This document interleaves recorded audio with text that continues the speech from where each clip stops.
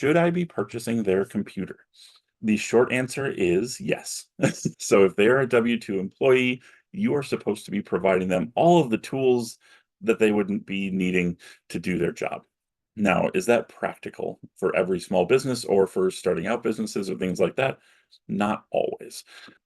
But, yes, theoretically, you should be providing them as a W-2 employee a place to work. You should be providing them, computer, potentially cell phone if they are in charge of making any sort of calls for the business. All the things that, back in the pre-COVID era when everyone was in an office, everyone had a workspace, they had a computer, they had a phone, they had, all those kind of things. So as W-2 employees, yes, typically you should be giving them all those things or potentially giving them a stipend to cover those things. If you're saying, okay, please use your personal cell phone. Here's, $50 a month to defray that cost, or use, work from home. Here's a home office stipend to be able to cover some of those expenses.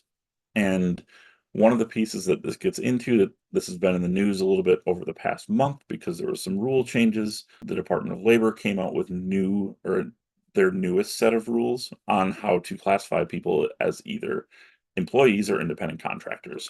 And there was actually a news story this morning about Amazon in Wisconsin, and this has followed suit, from kind of across the country, where Amazon was saying all of these delivery drivers were independent contractors, but they were driving Amazon vans.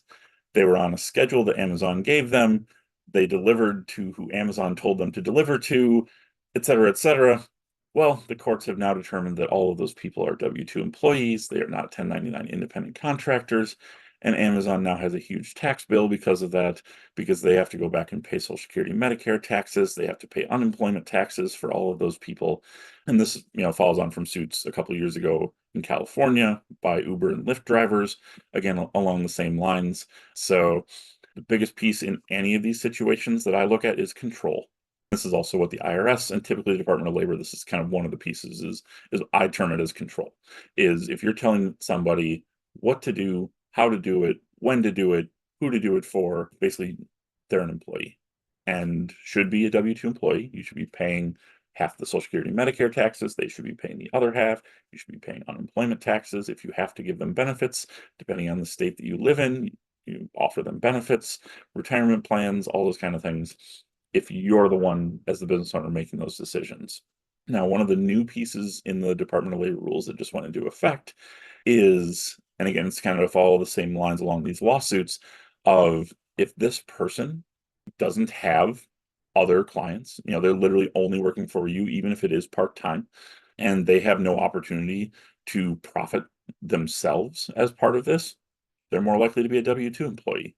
If they do the exact same work that you do, and this is where I've been cautioning all of my agency clients, if they do this exact same work that you do, like let's say you're a PR agency, and this person does PR as well, these new laws and regulations could determine that they are supposed to be a W-2 employee for you, even if previously they have been a 1099 contractor, because your agency does PR, they do PR as their business and their, stock and trade. So it's another great conversation to have with an employment lawyer to figure out, do these rules apply to me? Do they apply differently than they did a month ago before these regulations went into effect? And if so, what do I have to do to correct this? And this is like for me. So I work with multiple clients. I don't operate in the same line of business that they do. They're all agencies. I'm a fractional CFO. Are there CFOs that are employees of companies? Yes. But again, because I operate my own business, I have multiple clients. I decide when I work, how I work, who I work with, all of those things. I am in control of all of that.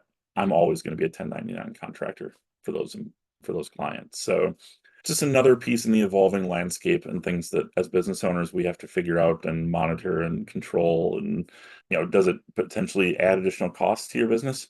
It certainly could. But is that short-term cost much less expensive than the long-term costs that these big corporations are getting hit with right now? Absolutely, every single day. Like there's no sense to be non-compliant or to be like, oh, it won't get me.